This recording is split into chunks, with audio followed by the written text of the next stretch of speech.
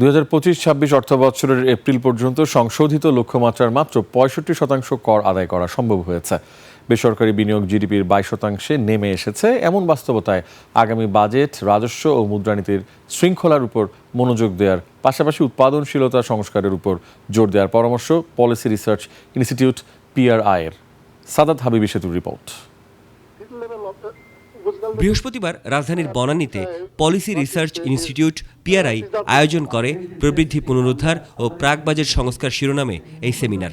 আসছে বাজেটে সরকার যখন কর আহরণে 30%-এর বেশি প্রবৃদ্ধির আশায়, তখন এই সেমিনার থেকে আশঙ্কা রাজস্ব ঘাটতি ছাড়াতে পারে 90 লাখ কোটি টাকা। ওই ফাইল পাঠাবেন না, এই ফাইল আনেন। টানা 8 মাস ঋণাত্মক প্রবৃদ্ধির পর গত এপ্রিলে রপ্তানি বেড়েছে 33%। এমন তথ্য তুলে ধরে সেমিনারে উঠে আসে অর্থনৈতিক উন্নয়নে রাজস্ব সক্ষমতা শক্তিশালীকরণ, আর্থিক খাতের সংস্কার, প্রবৃদ্ধি পুনরুদ্ধারের ইস্যু। এনবিআর এর অ্যাসেসমেন্ট করার সময় আমার টেক্সটাইল মিল আছে, so I import industrial salt. আমাকে বললো আপনি খাবার সল্ট নিয়ে আসতে। আমি ওনাকে বললাম আপনি খেয়ে আমাকে দেখান একটু। আমি ওই কথাকে জন্য বললাম, ওটার জন্য কেস করলাম আমার নামে। বলে যাচ্ছি 20 বছর ধরে we have not been able to do one free trade agreement. This tariff structure যেখানে average trade tax হচ্ছে 55%, আপনি ASEAN-এর সাথে ট্রেড এগ্রিমেন্ট FTA করতে পারবেন?